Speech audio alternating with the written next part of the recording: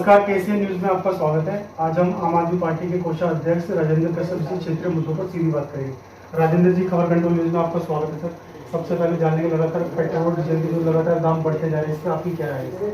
देखिए, ये गरीब आदमी पे बहुत बड़ा आघात है और इतनी बुरी तरह से महंगाई को बढ़ाया जा रहा है।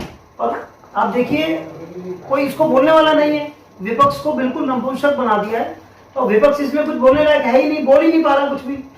कोई इस मुद्दे को नहीं उठा पा रहा। आपका सरसों का तेल एक साल पहले आपका 90 रुपए लीटर था, आज 210 रुपए 217 रुपए लीटर हो गया। कोई किसी मुद्दे पे बात ही नहीं करना चाहता। कोई भी अगर विपक्ष का आदमी अगर बोलना भी चाहता है तो सरकार उसको इतनी बुरी तरह से त्रस्त कर देती है कि वो हर चीज से लाचार हो जाता है। सिलेंडर का रेट देखिए सर, 400 से लेकर सीधा 900 पे पहुंच गया। बिल्कुल बिल्कुल बिल्कुल, आज ही मुझे आया 936 रुपए का उन्होंने कोट किया, 836 रुपए का। और मैं देख रहा हूँ महंगाई आसमान छू गई है। गरीब आदमी का तो जीना ही दुश्वार हो गया है। क्या लगता है सर, सरकार फेल है क्या इन मामलों में?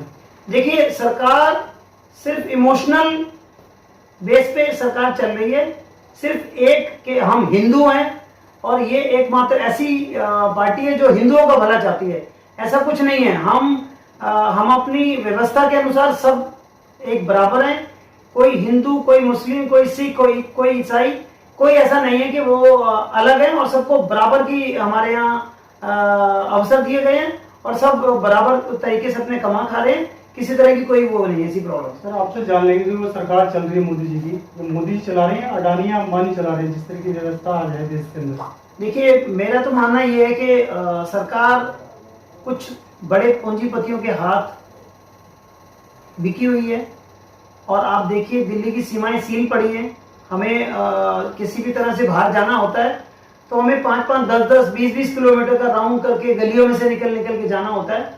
किसान 6 महीने से हमारी अपनी मांग को लेके बैठे हैं। हिंदुस्तान के आजादी के और इस इतिहास में पहली बार है कि इतना बड़ा आंदोलन इतने लंबे समय से चला और उसकी कोई सुनवाई नहीं हो रही है। कोई उनसे बात नहीं करना चाह रहा है।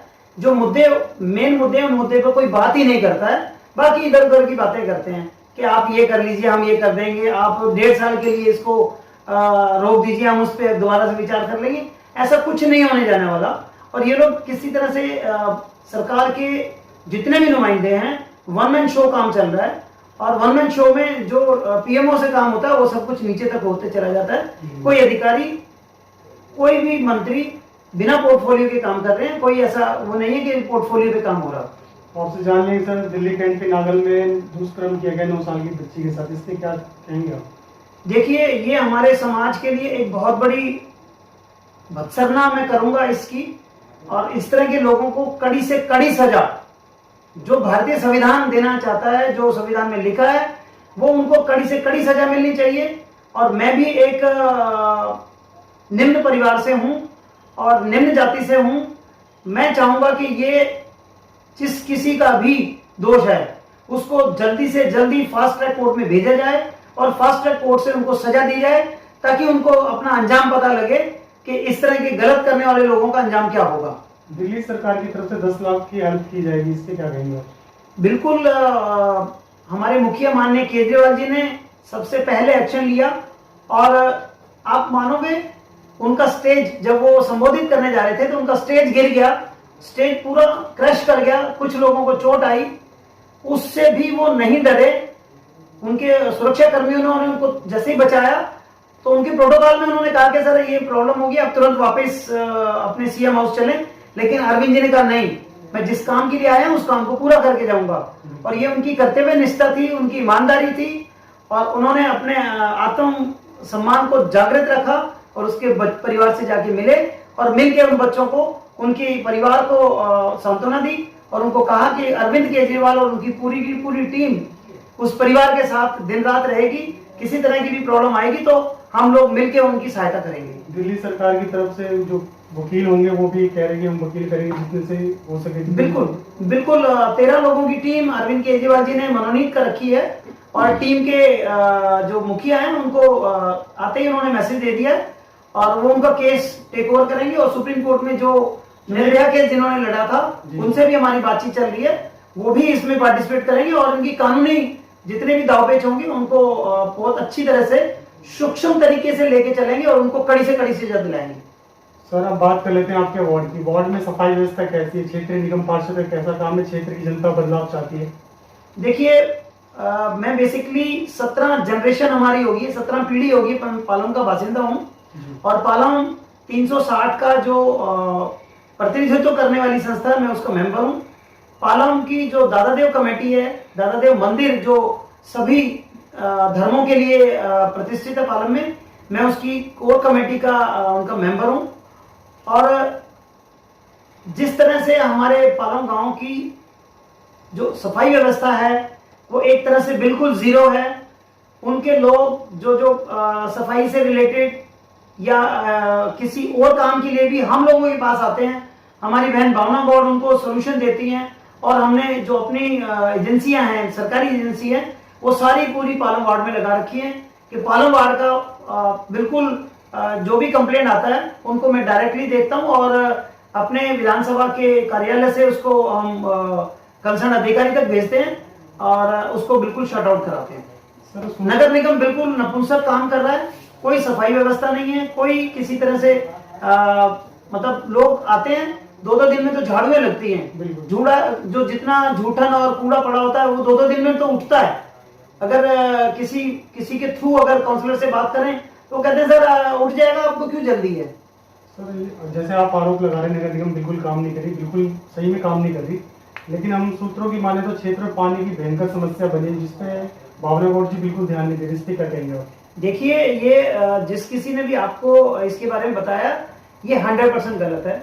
बहन जी 5-6 दिन में से 2 दिन तो वरुणालय होती है कंसर्न अधिकारियों के पास कि हम किस तरह से अपने क्षेत्र की जनता को पानी पहुंचा सकें। हमारे पास मात्र 6 टैंकर बचे हुए थे। हमने दोबारा एसी को बोल के और कमिश्नर को बोल के उन टैंकरों को 16 कराया और हर टैंकर को कंपलसरी कर दिया कि वो 10 से 11 चक्कर वो लगाएगा। मधु विहार में देखिए ना सारी सड़कें टूटी हुई है, सीवर का पानी सड़कों पे आता है। बिल्कुल आपकी बात ठीक है। देखिए उसका विकास कार्य हमारा पूरी गति से चल रहा है और एक एक गली को देखिए, जब आप किसी अच्छे फ्लाईओवर की इच्छा रखेंगे, अच्छी गलियों की इच्छा रखेंगे, अच्छी नालियों का संचालन अच्छा रखेंगे तो नेचुरली बात है थोड़ी परेशानी तो आपको झेलनी पड़ेगी। और उनके अंतर्गत हमारे भाई बिट्टू खुराना जी हैं जो हमारे वार्ड के इंचार्ज हैं, मेरे बहुत अच्छे दोस्त हैं। और सीटीआई और आम आदमी पार्टी का जो ट्रेड विंग है, हम लोग वहां से पार्टी में जुड़ के आगे चले थे और बहुत अच्छा काम कर रहे हैं। उनकी पूरी टीम लगी हुई है। जहां भी कोई काम होता है, कोई भी अगर हल्का माड़ा गलत होता है तो तुरंत उनकी टीम खड़ी होकर काम कराती है। 22 में नगर निगम चुनाव लड़वाने का मौका दे तो आप लड़ेंगे? देखिए पिछले इलेक्शन में भी एक कोर टीम हमारी आई थी हमारी विधानसभा में इस काम के लिए कि जो प्रत्याशी बनना चाहते हैं वो लोग अपना इंट्रोडक्शन दें और हमें उसमें बुलाया गया था उस मीटिंग में। उस टाइम चूंकि हम तैयार नहीं थे, हमने स्ट्रेट फॉरवर्ड कहा था कि जो हमारे मुखिया माननीय गोपाल जी, माननीय अरविंद केजरीवाल जी जिसको उम्मीदवार बना के भेजेंगे हम उनका तन मन धन से साथ देंगे। और आज 6 साल के अथक प्रयास से हम लोग यहाँ तक पहुंचे हैं कि हम उम्मीदवार बनने में सक्षम हैं। और अगर हमें पार्टी हमारे पर विश्वास करती है तो हम पूरी दिल से ईमानदारी से उस इलेक्शन को लड़ेंगे और 100% जीत के आएंगे, ये मेरी गारंटी है। कितने पोलिंग बूथ है सर यहाँ पे? हमारे यहाँ टोटल पोलिंग बूथ 58 है। सब पे आपके बूथ प्रबंधक है? सब पे लगे हुए हैं और उनके नीचे हर बूथ इंचार्ज के नीचे उनके 5-5 लोग साथ हमने जोड़े हुए हैं और वो बिल्कुल एकदम सिस्टम से वो लोग हैं जो एक एक गली को ये जानते हैं कि इस गली में कितने लोगों के घर हैं और उसमें कितनी कितनी वोटें हैं। सर आप तो जाने कितनी सीट आने की संभावना लगती है 22 में? आपको दिल्ली में सरकार बना पाने में कामयाब रहेगी आम आदमी पार्टी? और प्लस ये भी पूछना चाहूंगा मैं आपसे, ट्रांसपोर्ट में घाटे में होने के बावजूद भी टिकटें फ्री क्यों कर दी केजरीवाल सरकार ने? देखिए ये एक टिकट के लेडीज के लिए जो टिकट फ्री कर रखे है उसके लिए मैं आपको बाद में बताऊंगा। फर्स्टली ये है कि इस बार जिस तरह से हम विधानसभा में जीत के आए थे उससे भी पुरजोर तरीके से हम ये इलेक्शन एमसीडी का लड़ेंगे और उससे भी ज्यादा तादाद में हम लोग जीत के आएंगे। बीजेपी को विपक्ष में बैठने तक का मौका नहीं देंगे। हम लोग इतने लोग जीत के आएंगे और मेरा ये वादा है कि हम 270 से ऊपर जीत के आएंगे। इससे कम हमारी वोटें नहीं आएंगी जीत के। हमारे कैंडिडेट जीत के नहीं आएंगे, 270 से प्लस आएंगे। ये चाहे कितनी भी अपनी वो लगा लें। पिछली बार इन्होंने इलेक्शन में 200 एमपीज को लगा दिया था, सारे मंत्रियों को लगा दिया था। कास्टिज्म के हिसाब से कौन कास्ट का लोग कहाँ रहते हैं उनको उनके हिसाब से, उनके अगर कहीं यादव समाज है तो यादव समाज के जो एमपी थे उनको यहाँ उतारा था, कश्यप समाज से तो कश्यप समाज के एमपी को यहाँ दिल्ली में भेजा था। ये इस बार कितना भी कुछ कर लें, 101% सिर्फ और सिर्फ आम आदमी पार्टी आएगी और आपको अगले 5 साल में वो आपको करके दिखाएगी कि आप कहेंगे कि दिल्ली एक इंटरनेशनल सिटी बन के आपके सामने उभर के आएगा। सर अंत में जान लेंगे आपसे, कोरोना की जो दूसरी लहर है उसमें कैसा योगदान रहा आपके क्षेत्र के प्रति, और प्लस तीसरी लहर, एक्सपर्ट की माने तो अगर तीसरी लहर आती है तो आप लोगों को जागरूक कर रहे हो, लोग आज मास्क लगाना भूल गए, सैनिटाइजर करना भूल गए।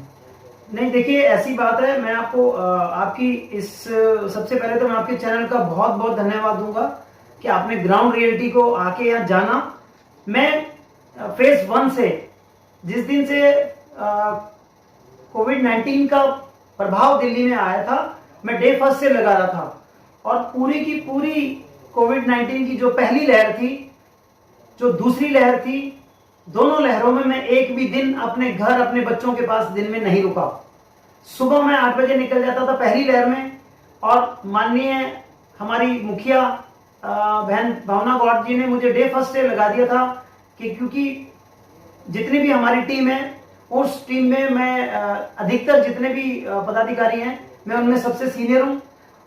बहन जी ने फर्स्ट डे लगा दिया था कि आप भाई साहब कोविड का काम आप देखेंगे, और डे फर्स्ट से Palam village SBV number 1 Palam village जो है 2 पालम विलेज जिसकी कोड 1821-004 है, उसमें हमारे प्रिंसिपल माननीय AR मीना जी जो अभी DD नजफगढ़ हैं, उनके साथ मिलके मैंने डे फर्स्ट से पूरा खाना अपने हाथ से बंटवाता था, और खाना बंटवा के खाना बंटने से पहले मैं उसको वेट कराता था, वजन करा के मेरी गाड़ी में वेटिंग मशीन वेइंग मशीन रखी होती थी, उसको मैं वेट करके उसके बाद खाने को हम दोनों प्रिंसिपल और मैं, मेरे पास उनकी वीडियोस और फोटोज भी हैं, हम दोनों प्रिंसिपल सर और मैं उसको पहले चेक करते थे।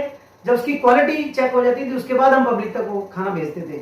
और जैसे हम खाना भेज रहे थे तो बीच में एक दिन एक लेडी ने, 3-4 दिन हुए थे हमें, एक लेडी ने रोते रोते हमें कहा कि सर आप खाना तो हमारे लिए दे देते हैं, मेरे सास ससुर खा लेते हैं और हम हस्बैंड वाइफ खा लेते हैं, मेरे पास 6 महीने की बच्ची है, मेरे पास इतने पैसे नहीं कि मैं उस बच्ची को अपनी को दूध पिला सकूं, मुझे मेडिकल प्रॉब्लम है, मैं बच्ची को दूध नहीं पिला सकती, और मैं पिछले 5 दिन से लगातार चीनी का घोल पिला के उसको बच्ची को जिंदा रखी हुई हूँ।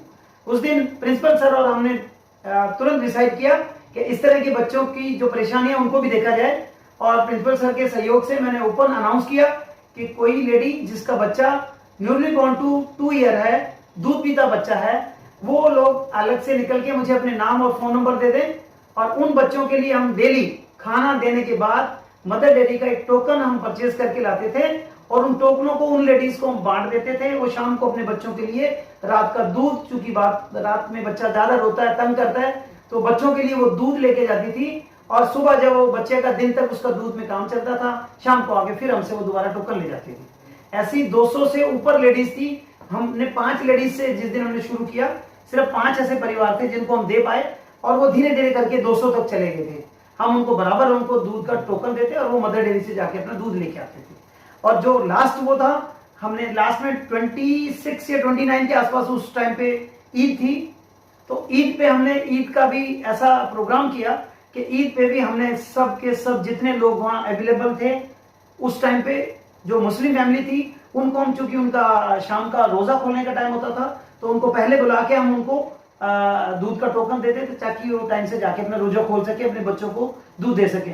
और आखिरी दिन जब हमने उसका वो किया, वाइंड अप किया, तो उस दिन हमने सब हिंदू, मुस्लिम, सिख, ईसाई जितने भी परिवार के लोग थे, हमने ईद का त्योहार उनको सबके साथ मनवाया।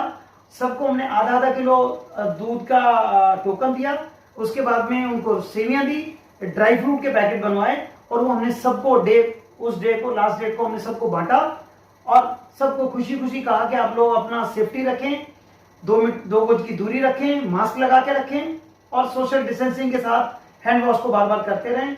और दूध ले जाने के टाइम भी और खाना ले जाने के बाद भी उनको बोलते थे कि आप अपने बच्चों से जाके नहीं मिलेंगे, सबसे पहले दूध और खाना बाहर रखेंगे, अपने हैंड वॉश करके उसके बाद आप बच्चों को वो दूध देंगे ताकि वो बच्चा सेफ रहे। और लास्ट में हमने जिस दिन हमने वो क्लोजिंग की थी तो उस दिन DPCCR जो चाइल्ड प्रोटेक्शन की एक हमारा आयोग है दिल्ली का, DPCCR से आया हुआ हमने सैनिटरी नैपकिन्स, बच्चों के लिए दूध की बोतलें, बिस्किट, वो हमने जितना हमारे पास आया वो हम हर लेडी बच्चे तक, हर लेडी तक जो गरीब थी उन तक हमने वो मुहैया करवाया। मुहैया कराया। बहुत बहुत धन्यवाद सर, आपने समय निकाल के हमसे बात की Kashyap ji, thank you so much sir. और आज भी सर मैं जो वैक्सीनेशन पालम में हो रही है जी। पूरी विधानसभा की वैक्सीनेशन में देखता हूँ और वैक्सीनेशन प्रॉपर तरीके से होए, कोई आदमी आए तो उसको परेशानी ना हो, उसको आराम से बैठने की व्यवस्था की जाए। और मैंने अपने अपने उससे खर्चे से 2 माइक हमने अपने पूरे सिस्टम लगवा रखे हैं उनमें, और सिस्टम से हम पब्लिक में जाके माननीय भावना जी के एक स्पीच हमने उसमें लगा रखी है, जो संदेश है कि सब लोग वैक्सीनेशन कराएं, तो वो हम उसमें सर्कुलेट करते हैं। और आज ये है कि हमारे पास इतनी पब्लिक आती है कि रात को 2:30 बजे आके वैक्सीनेशन के लिए लाइन में लग जाती है, और हम उनको सुबह जब टाइम से आते हैं तो डॉक्टर साहब अपने सामने वो टोकन बांटते हैं और उन सब लोगों को वैक्सीनेट किया जाता है। बहुत बहुत धन्यवाद, आप लोग आए और आपने ग्राउंड की रियलिटी हमसे बात की। बहुत बहुत धन्यवाद आपका और आपके सहयोग।